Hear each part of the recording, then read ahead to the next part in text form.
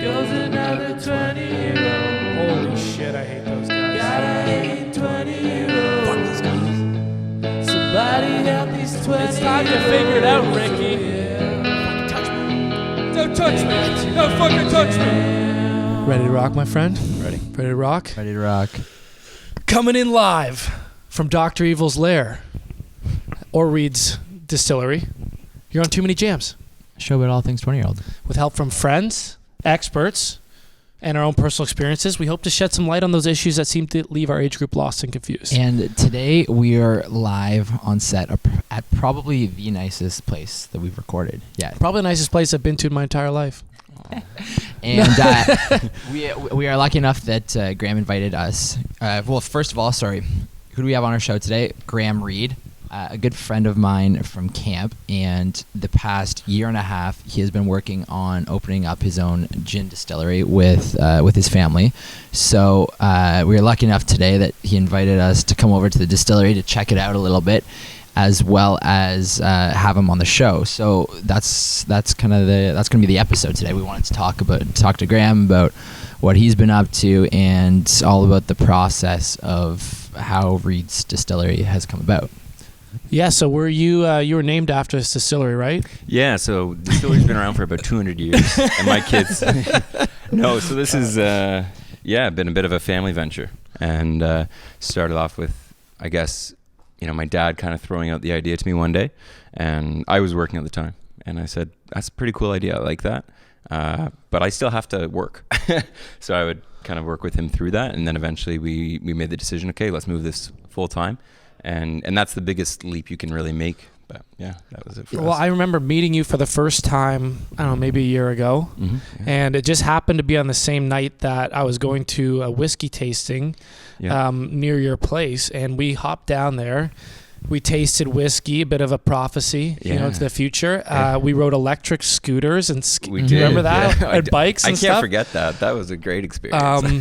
What else did they have? They had beer tastings too. Beer, They had food. They had everything. A great It was great. charcuterie game. That was a fun night. Enjoying And that. who knew that like a year later we'd be sitting in your building about to do a taste test of your gin. Yeah. And we ate some food too, but that was... It was a private moment. Yeah. It didn't need to be shared with everybody. Well, this episode's been a long time coming. Because I mentioned this. I think I mentioned this to you a while back that I wanted to have on the show, and I've mentioned this to you. Like we got to get Graham on, but we were kind of waiting a little bit until the distillery itself was further along. So we're stoked to have you on the show today. I actually was thinking about this the other day. I thought, it'd be nice one day to be able to actually sit down with you guys and talk through everything, because.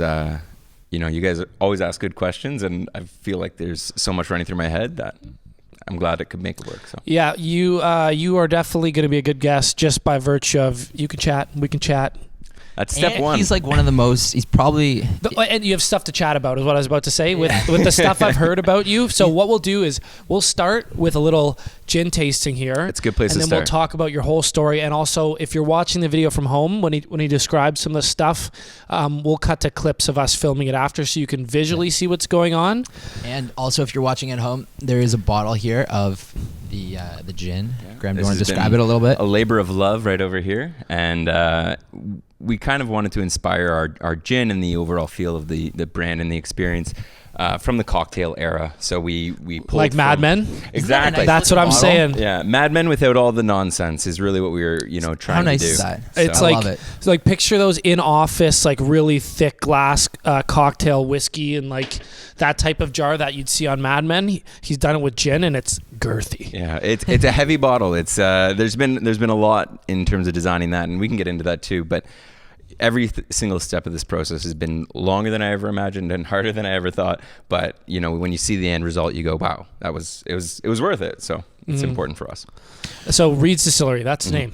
Reid's Distillery is the name of the distillery. Our main product is going to be Reid's Gin. Reid's Gin. Okay. We're also going to have a bunch of different other gins available: spicy gins, citrus gins, barrel-aged gins, which kind of flirt with a bit of a whiskey. So we're playing with a whole realm of different products, but all right now under the gin umbrella. We love gin, and we want Toronto to have a gin distillery, so we built it. And so the distillery is opening next weekend. Is its grand opening? Yeah, May. That just gave me anxiety. Yeah, exactly. Yeah, no, May. I could feel that. May 11th. It's going to be opening up. So that has been a long time coming in and of itself. We've just been putting in a lot of resources to getting every little detail pulled together, but we finally had to pick a date, and we said, hey, you know what, May 11th, let's do it. All right, well, let's dive into this here. Yeah, so we've never done a gin tasting. Perfect. Well, don't even know how it works. That's great. We found that with a lot of people that we've worked with coming in here, and we do a little taste test with lots of people. Gin's one of those things in Canada. It's not as common to be seen us, kind of diving into it as we do with whiskey and things like that. So we want to really bring that to the gin world for Canada. Right now, what I've done here is I've taken Reid's Gin, just our original recipe. I've provided us with glasses of ice and on the side, tonic. And so typically when you order a gin and tonic, you get it all together. We have seen in places in England and elsewhere where you receive it in separate components. You have your gin on the side, you have your ice, you have your garnish, and then you have your tonic water. And what that allows for is for you to develop and for you to determine what kind of gin and tonic you like. Because it's not all the same, and sometimes you don't want your tonic water to overshadow the gin. So I'll take you guys through this, and really it really starts with just take your gin, and we've got it here in these little samples here. I like this. And you just pour it on ice, and then you just kind of give it a taste with it on ice to start. Okay. You can, if you want, you can try just the gin by itself. I will say this, gin is one of those spirits that it does open up with ice. So, okay. If you guys Should we want, clear the melt? Yeah, you certainly can. We can just, drink that. A little citrus on that as already. Even the melt is nice here. So yeah, so I'd say just feel free to pour it in over ice and then give it a taste as is.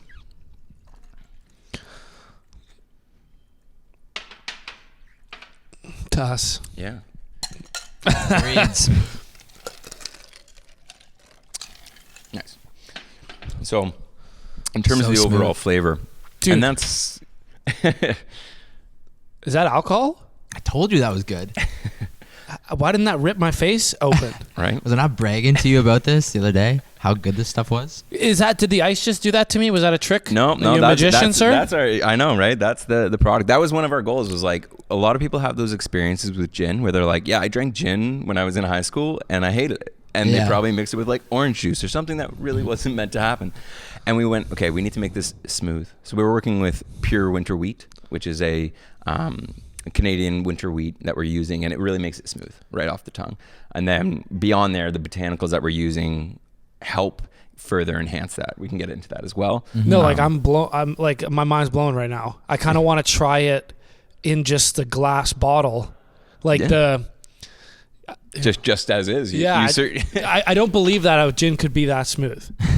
You certainly can. I mean, I think that the reality of the is it hard to pour without like a funnel or something? It is, but we'll give it a go. I mean, we can. Oh wow, you're an expert. There you go. No way. Same. No way. That just is that 40%? Yeah, 42.2. More. You always got to go a little bit more than 40, right? We all care about that. Is the bee's I'm not knees. acting. I'm not acting. That's good.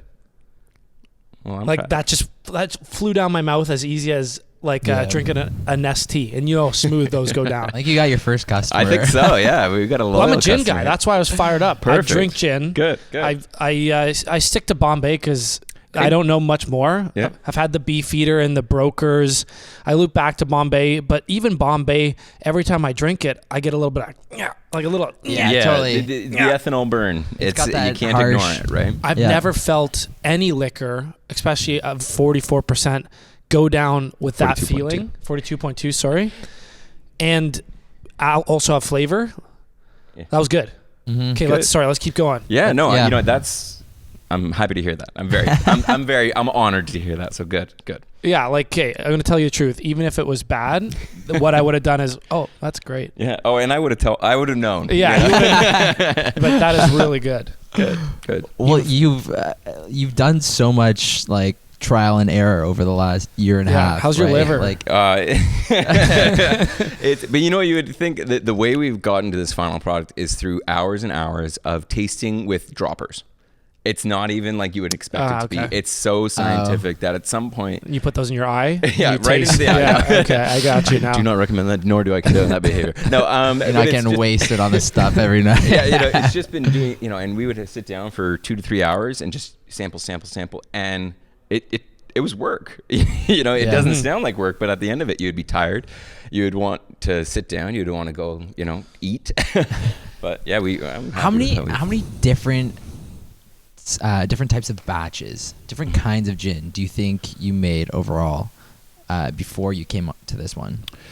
It's a bit tough because we worked with individual distillates to get to this place. Yeah. So what we did is we took each botanical and we took probably close to 55, 60 different botanicals that you could use. And we did everything. I mean, all the way from your typical household spices that you would find to rare Canadian botanicals that you need to be wild foraged. Like we went through everything. I mean, I did things that just weren't good. We've learned those lessons, but we did individual distillates, and then we took them, we tried them all individually. Then we took them, we blended them individually, and at the end of that blending process, we then went through several different rounds of minor variances, slight changes throughout that recipe development. And each time you make a batch, are you using these full-size equipment, or are you making small batches? Yeah, so for the recipe development stages, we were working with laboratory setup just because, to be using a 400-liter still and learning, cumin is not great. How big's yours still, I remember dude? trying that. Yeah, the cumin the one gin. that you were throwing this cumin gin on me. You filled my glass all the way up. We learned those lessons. It's like cumin gin's not good. Anti-inflammatory though. There's certainly that. Medicinal purposes. But yeah, no, we were doing it on like 100 milliliters scale. So we did micro batches constantly. All day long we'd be doing 3 or 4. So let's taste this. Yeah, should we get back into the tonic here? So yeah, we've had the opportunity to taste it just on ice. It's kind of mulled into the ice a little bit now. Into the ice a little bit now. So at this point, and I would encourage for those who in the future will be enjoying Reid's at home to share or to pour in their tonic water, try it, and then pour in a little bit more until you find that sweet spot, because everybody's got a different one. Cool. Oh, you guys went, okay. Yes. It's really up to you. Some people do a half and half. Some people do like little dashes, but like right there, for me, you can find still the taste of the gin. Just down the wrong pipe. Yeah, Robbie's having some trouble there, eh? Yeah. Oh, it's smooth, but you can't breathe it.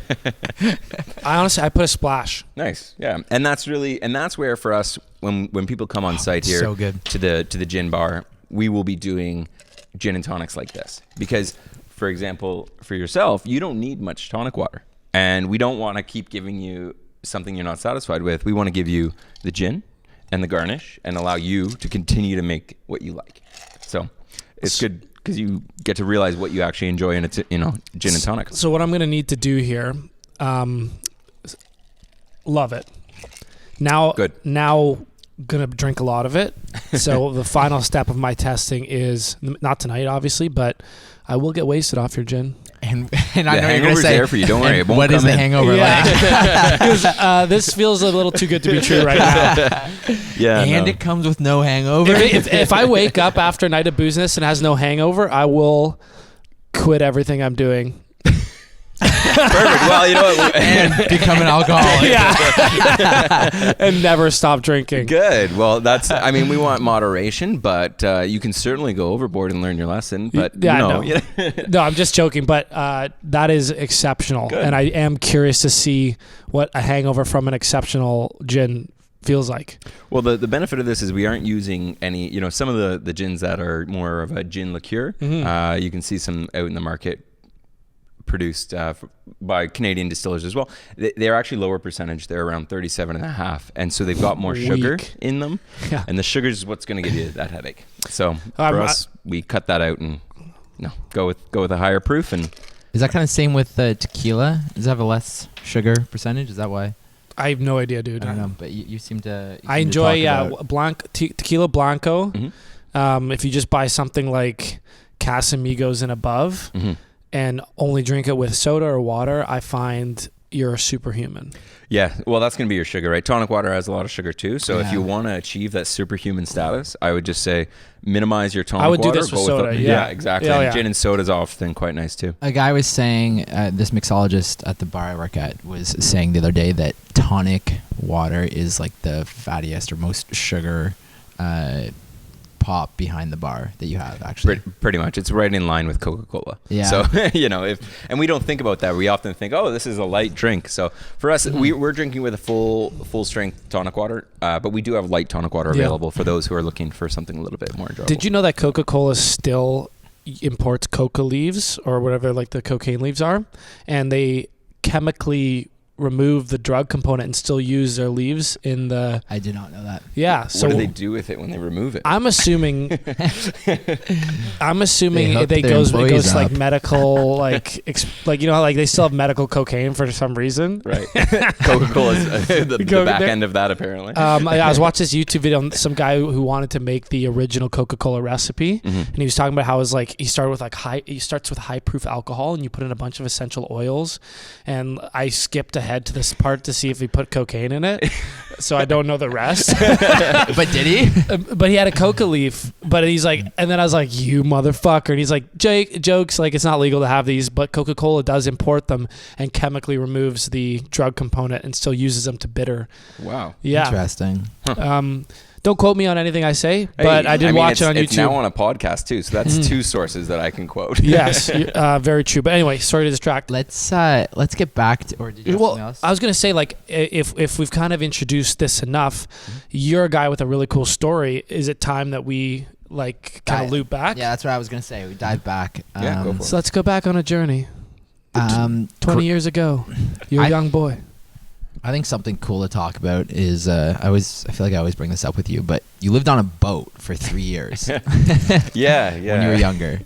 I did, yeah. And I like that you always bring it up because I don't think about it too often. And I think about it every night before I go to I bed. hope you do, yeah. Is it my current self or like my 9-10-year-old self? I don't know. Yeah. That's a good question. I only know you as this, so when I imagine it every night, it's you. Yeah, that makes sense. Like a stepbrother scenario when they're wasn't sailing far with the off, parents. Yeah, we were not far off from that experience. No, it was a wild experience. It was one of those times where my dad and my mom kind of brought it up to me and to the rest of the family, said, hey, this is what we want to do. I was 9 years old, I think, or maybe 8 at the time, and I was just like, sure, it sounds great, whatever, live on a boat, I don't care.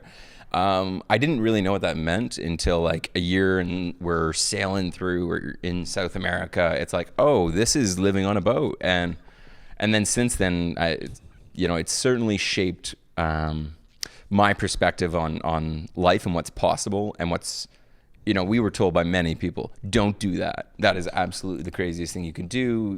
There's going to be such challenges that you'll never expect. So glad we didn't. In fact, on our product, it's distilled by family, inspired by adventure. And that's our tagline. And that's where it came from, was just like living that life of constant adventure.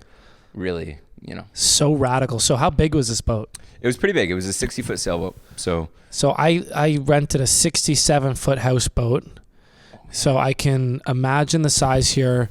Still not like, if you got some big seas, like you're not that's not a... Yeah, it's intense. Like you get fucked up.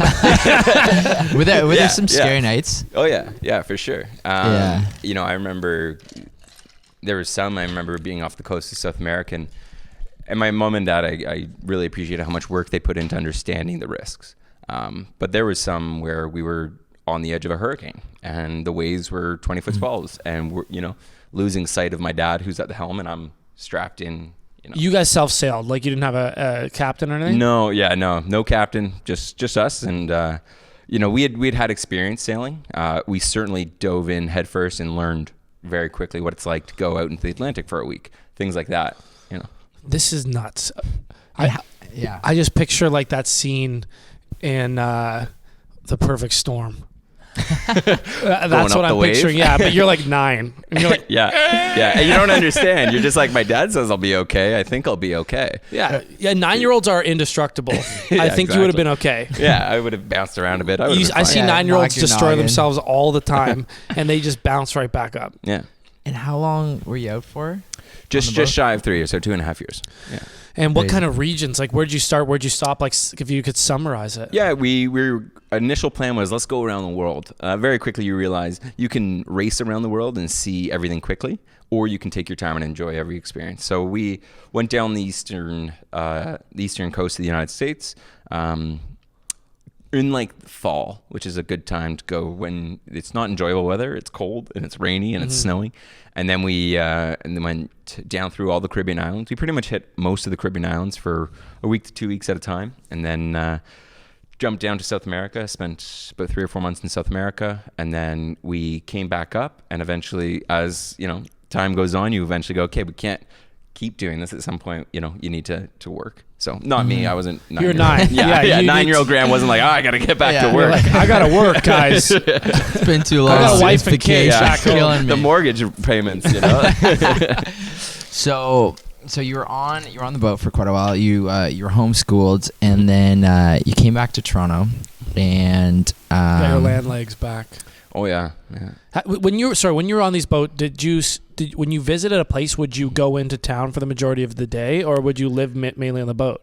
I mean, your home was the boat. If you were in somewhere, larger cities were havens for us. We could go and grocery shop, which was great. Yeah. We would spend a day going grocery shop, things like that. You ever fish? Oh yeah. A lot of fish. A lot of fishing. Huge mahi, things like that. Then I tried fishing in the St. Lawrence a couple of years ago, and I was like, okay, this is fun, but where's my 6-foot mahi? Yeah. I was catching bigger when I was 9. Yeah, exactly. It's been hard to come back from that, but no, and that was something that, just you catch a fish, you eat it that night. I can understand why people fish. I don't have the patience unless I'm like, really taking a big fish in. Do you see a lot of plastic out there? I've been hearing things. Yeah, you know what? That's it's interesting. Like I've heard that too. I've heard lots of plastic. No, but I as a kid, you would see shipping containers floating. You would see tons of stuff floating, like abandoned boats and stuff. Like it's Really, an ocean. eh? It's an ocean of stuff, right? But you would, and some of the things you would think were garbage, and they would be a big fish just basking in the sun, and then it would just swim away. So it was, Yeah. an so experience. there's some ugly fish out there. Oh yeah, You ever seen any sirens? and Krakens? some krakens. Yeah. No, not a single one. What about pirates? Oh yeah. We off of coast of Venezuela.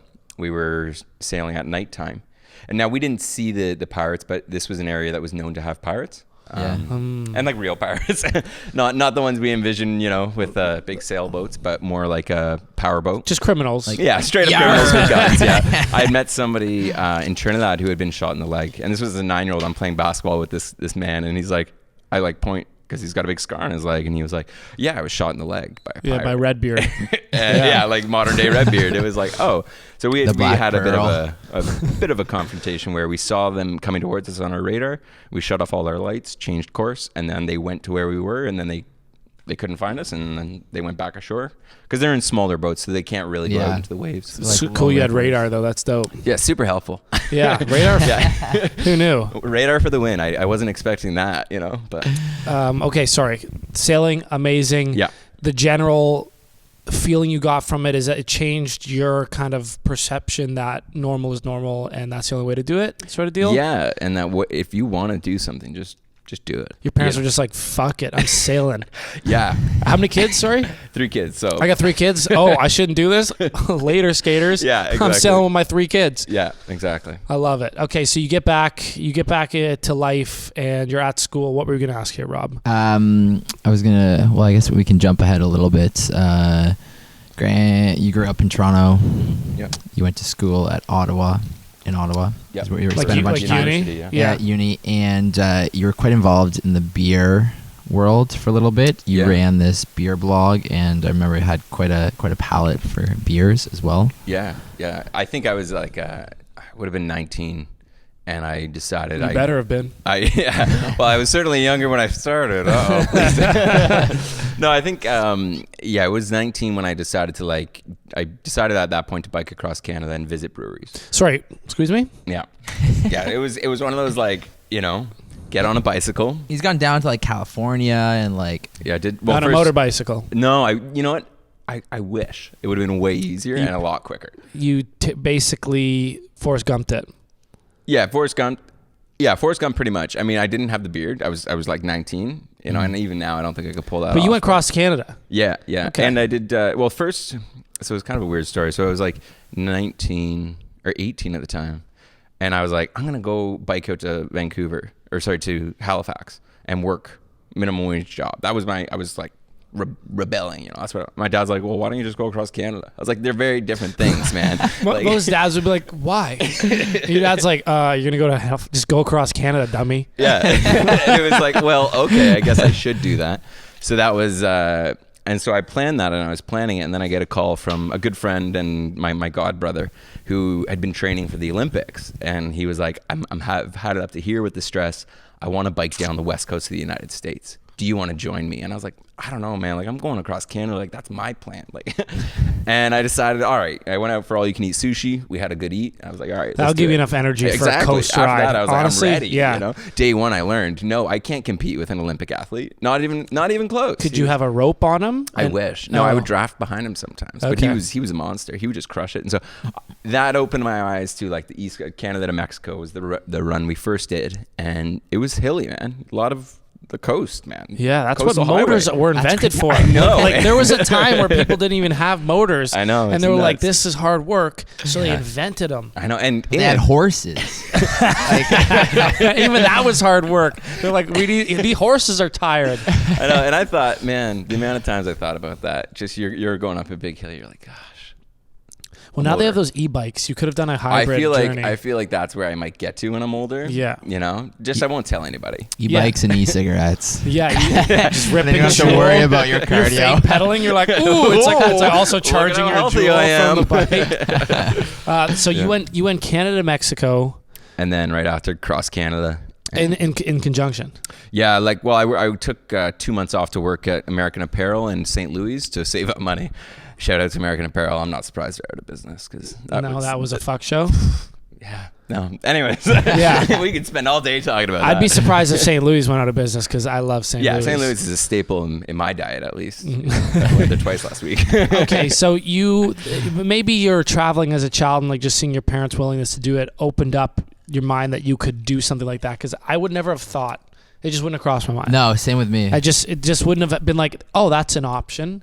But you biked and you just stayed at hostels and. No, I mean on the West Coast camped. Yeah, and then across Canada it was hardly camping. It would just be end of the night, find a place for quick shelter, crash, get up and ride. And it was a learning lesson that just because you can do something in an extreme fashion doesn't mean you should. You should enjoy the process. Saying, oh, I biked across Canada. It's like, oh, cool. But how many days were you tired and, just drained to zero? Nobody asks that. Like how many hours a day were you biking the entire day? 8 to 12, yeah. Would be typical. Crazy. Yeah. Some days longer for sure. I did a 36-hour ride to finish. It was brutal. I lost my mind. To finish the cross Canada? Yeah. To get into Vancouver. Do you have shredded quads at least? Oh, I did, yeah. I was ripped at the time. Yeah, I was ripped. Dude, this is nuts. Okay, so you're on these journeys.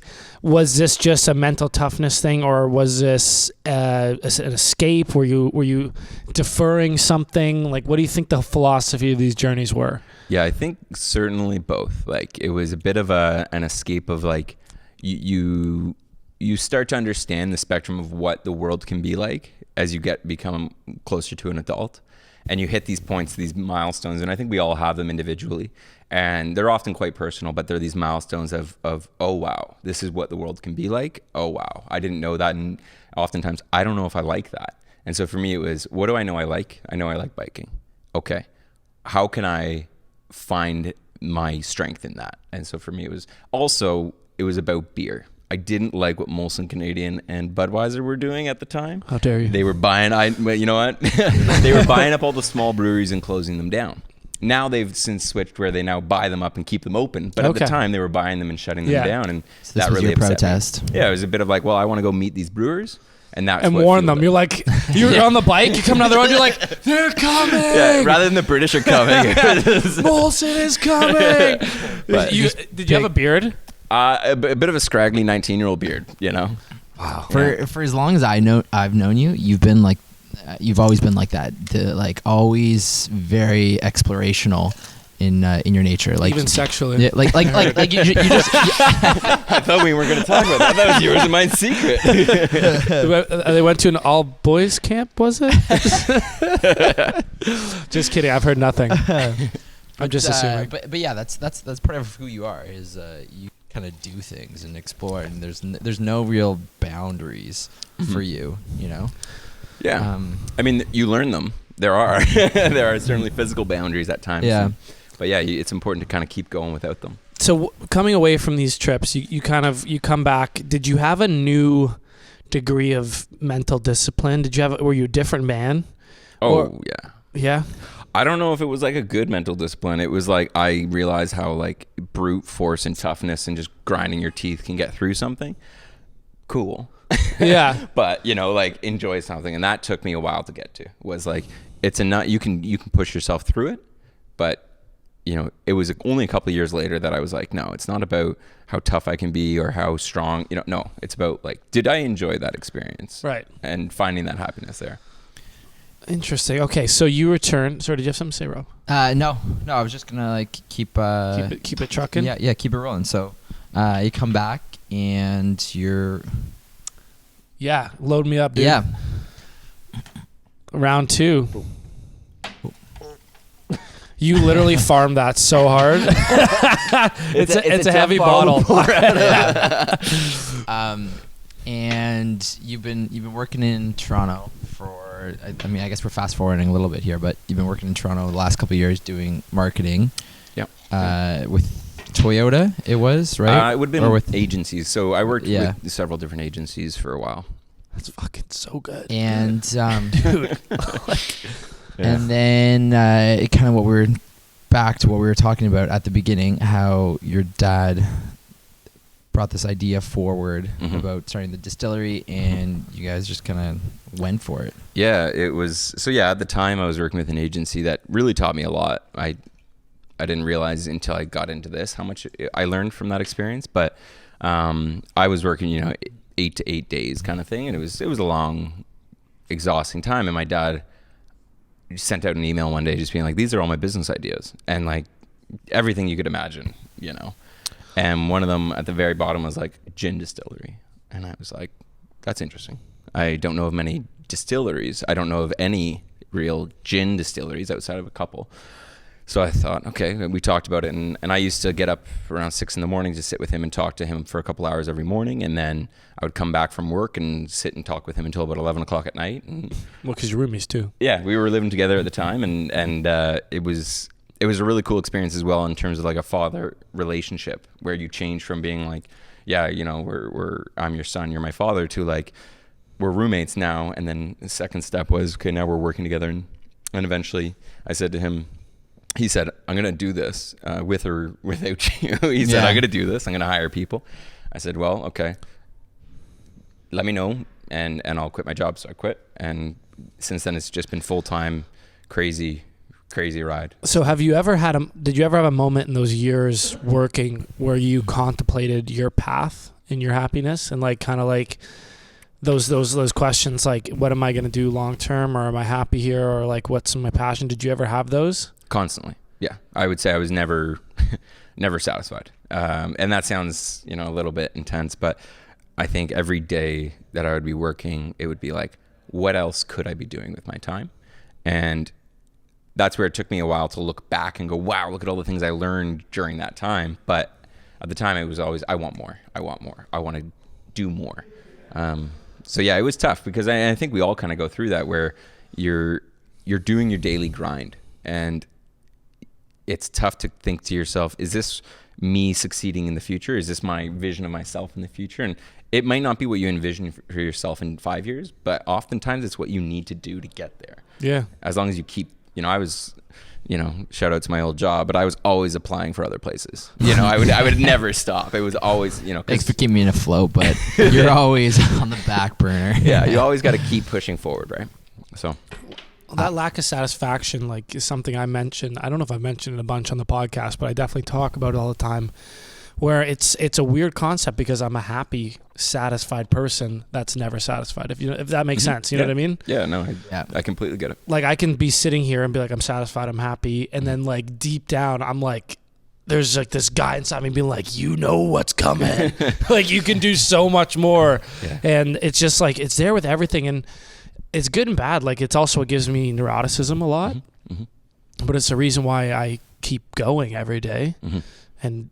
So I just don't know if that's a universal thing or if it's just something common in people that tend to branch out like this. So in the distillery age right now, how has that satisfaction been feeling?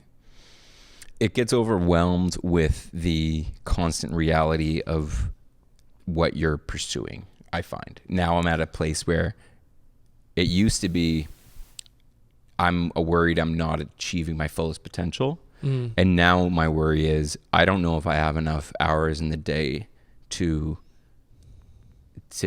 make sure I can sustain the potential. Does that make sense? For me, it switched to like, working here, early morning to late evening, sometimes all night, just to keep it going, because that you can keep it going, and it's you. And when it's you and you alone, and there's nobody else to fall back on, it became that reality of like, what else am I going to do with my time if it's not trying to push my business to a successful place? Yeah, I shouldn't be doing anything else, and it's hard to take a break then. So it's like that satisfaction mechanism is kind of like you don't have enough time to even worry about if it's like how it's feeling. Like you're working in an area that you enjoy to the point where it's not like stabbing you in the side going, you hate this, and you're so focused with the success of this and the passion of this that it hasn't even been something you think about when you go to bed. You're thinking about that next problem or like how you're going to get over that. And even if you're not thinking about it, you're being reminded of it. But you're enjoying this work. Oh yeah. I mean, I couldn't think of anything more gratifying, setting a big goal and then dealing with the challenges. Plus you're working with your dad, your brother, and your sister. Who are all part of the distillery as well. And nepotism, eh?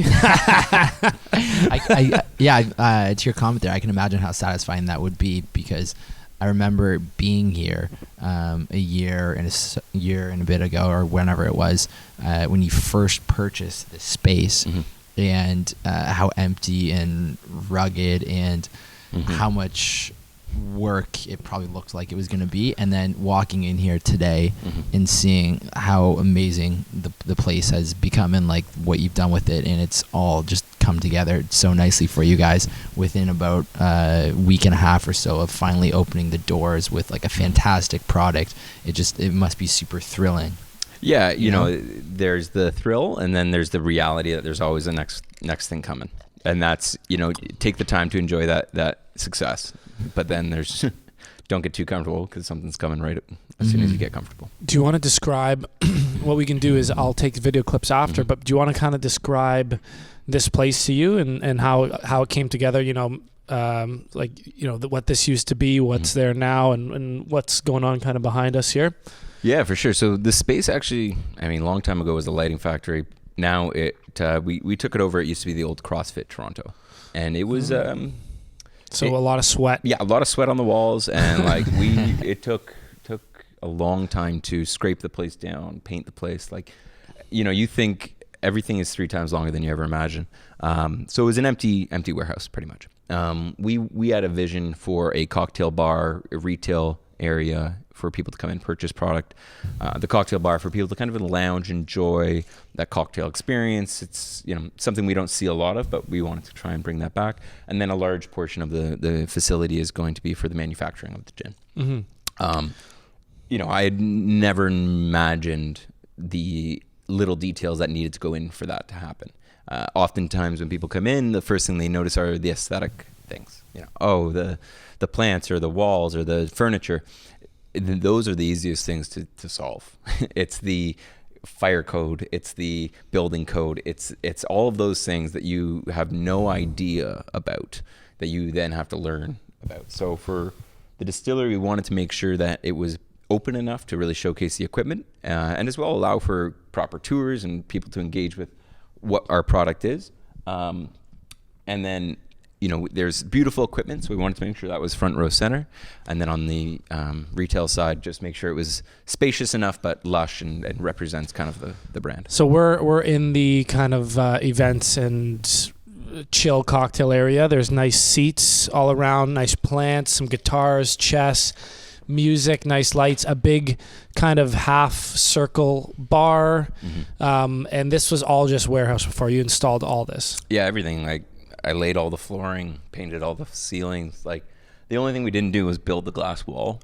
And I could probably think of another couple things. But You laid all the flooring yourself? Yeah, that was So it's crazy. You've really been a part of every single thing. And I can tell you all the in here. power lines where they're not that I ran them. That's the other thing. We had obviously an electrician do that, but every little detail I unfortunately now know. And it's like a huge amount of space in my brain is taken up with that. So you'd be an asset for anyone trying to open up any sort of new restaurant or distillery, like maybe down the road in some sort of consulting way. Like, you could fully guide someone on how to do this. You know what? Because I've never thought about that. I've always thought, you always got to think about that, dude. Yeah. Because then you don't have to do anything I know, anymore. I just give them a report. You get paid to tell people what to do.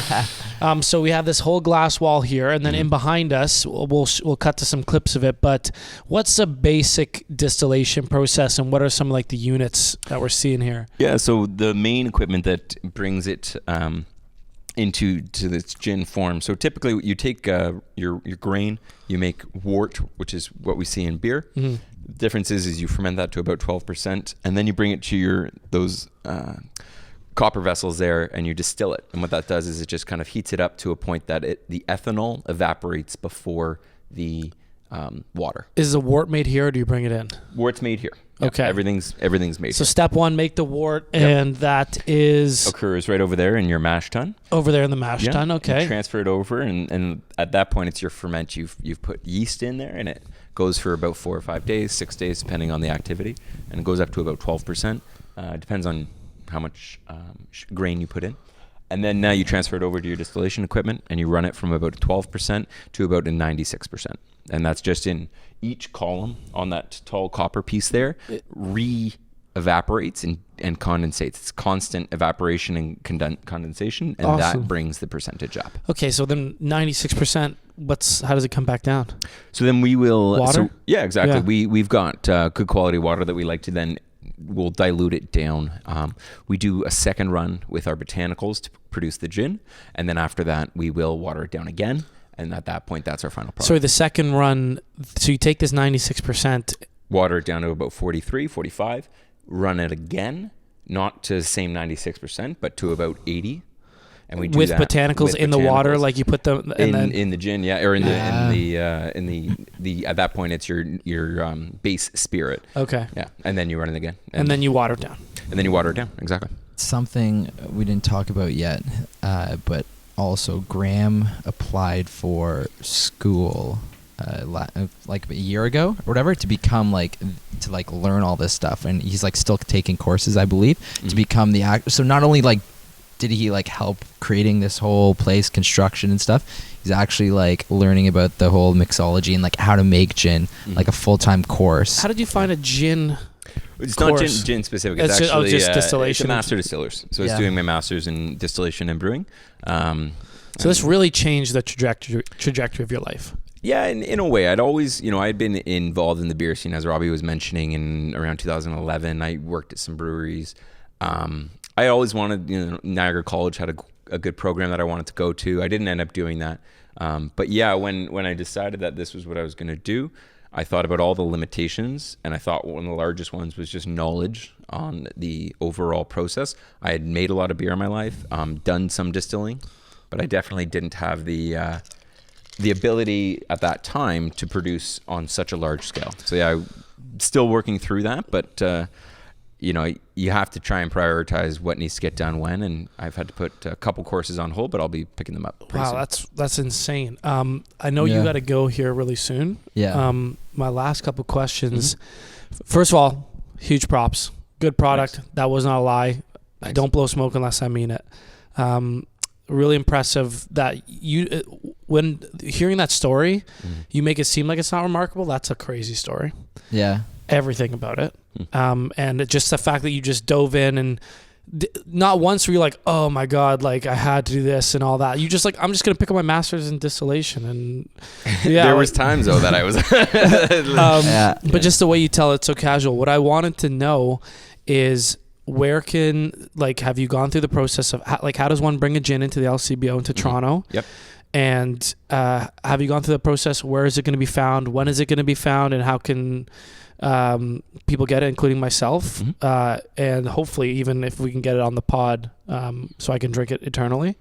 But yeah, I wanted to know that stuff. So in terms of getting the product available outside of or to the LCBO, we work with them. It takes a little while. They do seasonal purchasing and large batch purchases. We're working with them. We will be available in the LCBO. We are not right now, and we will not be on May 11th. For May 11th, we'll be available on site at our location, 32 Logan. So people can retail purchase it at 32 Logan? Yes, they can, yeah. And then online as well. We are working with other vendors. We haven't confirmed anything yet, but we'll look to have our product available elsewhere. Oh, they can order it from you guys online? Yes, yeah. So if we have will that be by May 11th? Yeah, I don't imagine not. Yeah. So yeah, May 11th it should be available. So we'll put the date in the show note. Oh, sorry, not the date. The website in the show notes. Yeah, that's a great call for any listeners that want to pick up a bottle. Highly recommend. I wasn't kidding. It's insane. It's smooth. There wasn't that burn. There wasn't that. It's got flavor to it. You could taste it. As far as gin is concerned, normally it's paint thinner. It's like Christmas tree, and I still don't mind that. But from like a palateless guy, I can tell the difference just by the sheer experience of it going through my body without like violence. Yeah. Well, that's the goal, right? We wanted that. Take that off the table.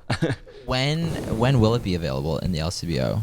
I can't confirm that right now. Yeah. Can't confirm or deny. Yeah, exactly. Unfortunately, I wish I could tell you an exact date, and that's a part of the reality. You kind of have to deal with some uncertainty in all of this. So. Yeah, I feel like anything in the sort of restaurant world or distillery, brewery, there's always tons of hoops you got to jump through in terms of licensing and certifications with the government. Yeah, like all levels of the government. Yeah.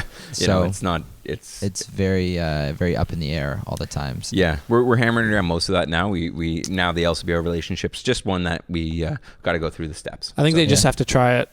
Yeah, and that's the goal, right? Yeah. Any last words? Any piece of advice for people in their general 20s? Something you can think of, or anything that's kind of been like your guiding philosophy? Yeah, distilled down.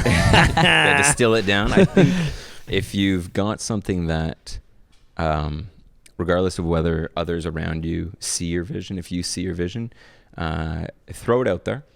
Don't get discouraged by some people who might not understand it or see it. Continually put out what you want in life. And then, a closed mouth doesn't get fed. Always ask. There's nothing wrong with, hey, can I get this? Can this help me out? And a lot of that is you just got to have some confidence that I'm going to get turned down sometimes. People are going to say no to me sometimes, but that's okay. Because then there's going to be those couple people who say, sure. And that's going to make the difference. Stellar. Awesome. As well, before we go, anything we missed about the distillery that you want to mention to our followers? This is great. I'm so glad to have you guys here because it's nice to be able to show the space to you guys as friends, but then also to all the listeners. I've been listening to you guys for a long time, so it's nice to kind of have this ability to be like, I envision this day. I thought there would be a day you guys would come in here. I envision this day. Yeah, and we made it come to life, every night before bed. Yeah. So obviously you have to run it by your partners and stuff, but we're hoping that we can get Reid's on the podcast as well as Matt's beer because we're just booze guys, and it'd be too good not to. I'm not kidding. Like I was blown away by that. So it'd be nice we can rep it all the time, and we've been talking about maybe future partnerships with the space going forward. So I'm sure we can do a lot of that. And cheers. Thanks so much for coming on, for having us. Thank you guys for coming in. And May 11th, for anyone that's listening that wants to grab a bottle themselves, or come check out the distillery, that's the date that the doors open. So Exactly. Yeah. Cheers to that too. Thanks, guys. cheers. Cheers. And we'll see you next Tuesday. Laid back. With my mind on my money and my money on my mind. Rolling down the street, smoking window, sipping on gin and juice. Laid back.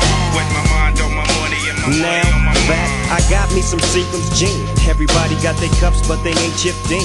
Now this type of shit happens all the time. You gotta